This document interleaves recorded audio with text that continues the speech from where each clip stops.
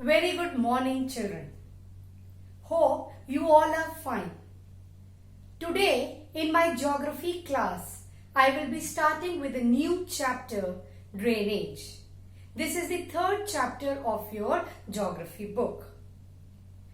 Children, CBSE has made certain rectifications. In this chapter, the content will not be coming, but this year only the maths will be included in the syllabus 2020 to 21. So, I will be not giving you lot of explanation related to this chapter.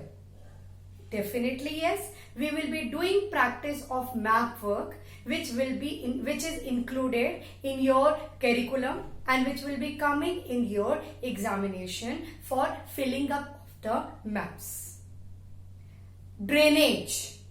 The word drainage you must have heard several times in your junior classes.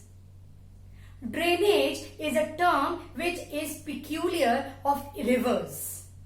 Any country, any river which start from one place and ends at another place, in very easy term we call it the drainage.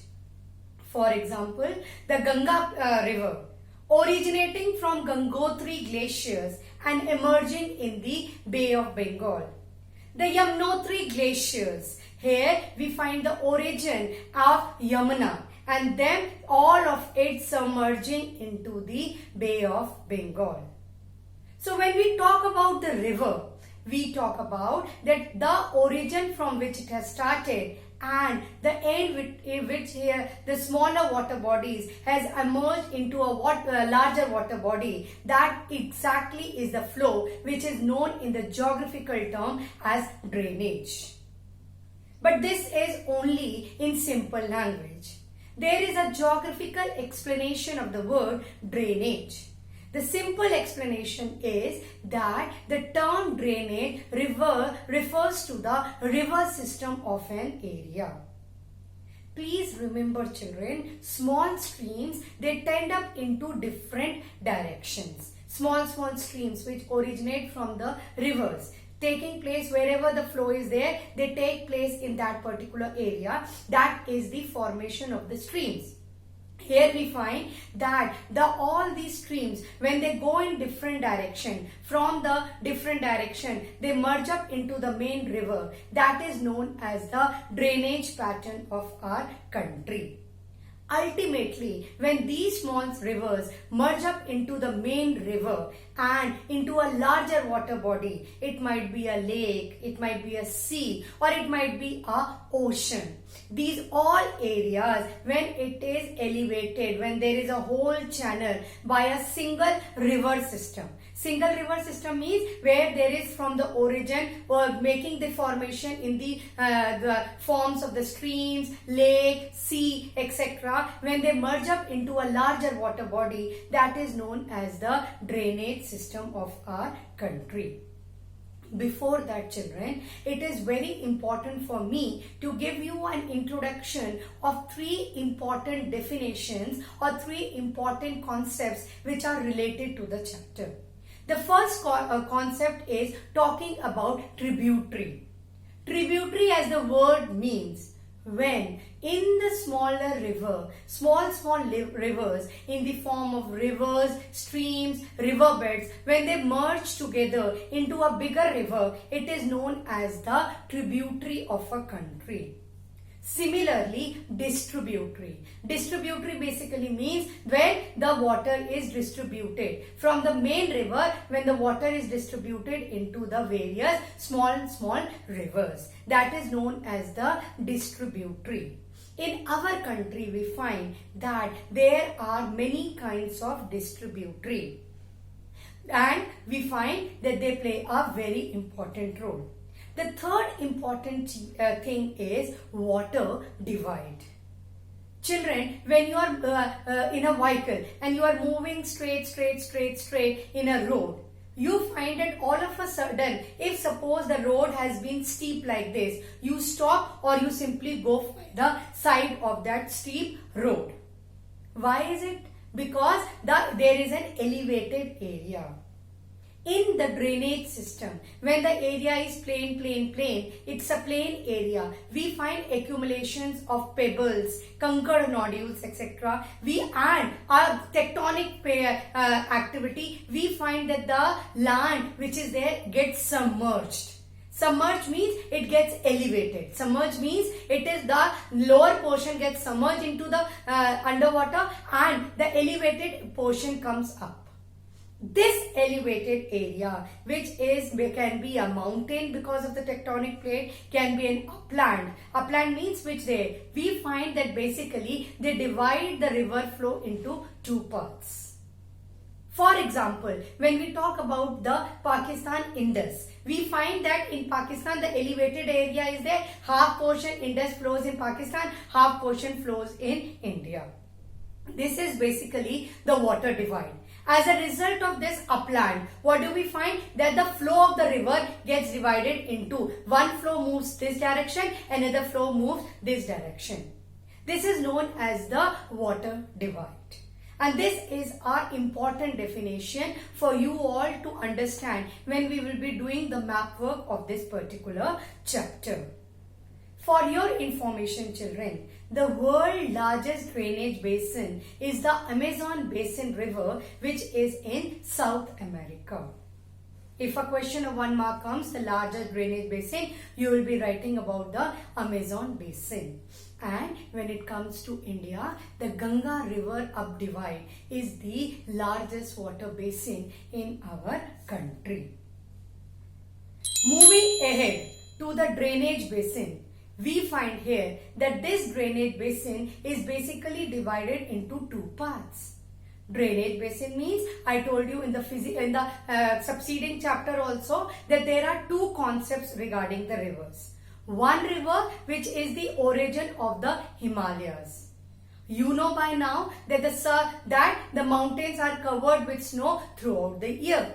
Now when they are covered with snow and the sun rays fall on them, this glacier, this snow, they turn up into the rivers and they make the formation of the Himalayan rivers of our country. The various example of the Himalayan rivers or the origin of the Himalayan rivers is the Indus, the Ganga and the Brahmaputra. The Indus, the Ganga and the Brahmaputra. Second type of rivers when we talk about, that is a peninsular rivers. Peninsular, which is found in the Deccan part of our country. Here we find that these rivers are not perennial. Perennial means that they do not flow throughout the year, as in the case of the Himalayan river, because the mountain is covered with snow throughout the year. We find the melting of the snow turning up into a river 12 months in a year. But the peninsular rivers are totally dependent upon the rainfall. The more the rainfall, the more will be the water in the peninsular rivers. The less the rainfall, the less amount of water will be in the rivers of the peninsular plateau. They are totally dependent upon the rainfall in our country. They are totally different from the Himalayan rivers. Now, the question arises, what are the different types of peninsular rivers in our country? The different types of peninsular rivers which are found in our country is Narmada, Tapi, Godavari, Mahanadi, Krishna and Kaveri. They are very important rivers and we will be talking about these map location in the chapter of this map work of this chapter, drainage.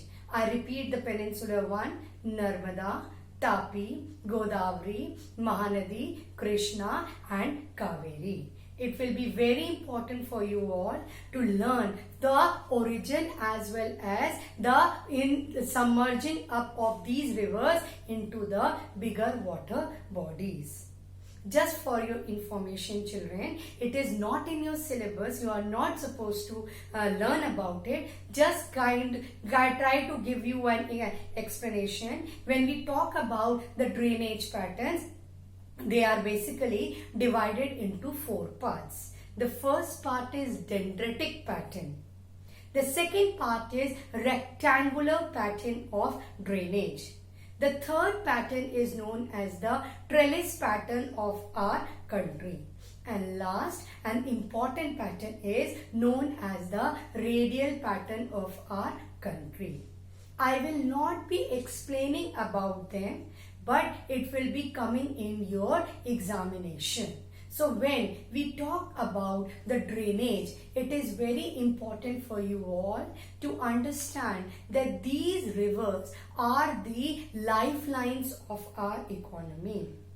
When I say the lifeline, all the economic aspects, all the carrying up of the trade in our country from one area to another through river system, all the international trade which are from one country to another country, which enhances the economy of our country because we get the international currency or by doing the trade, and the main means of transport in this particular trade is our rivers. So rivers play a very important role in the formation of international currency in our country.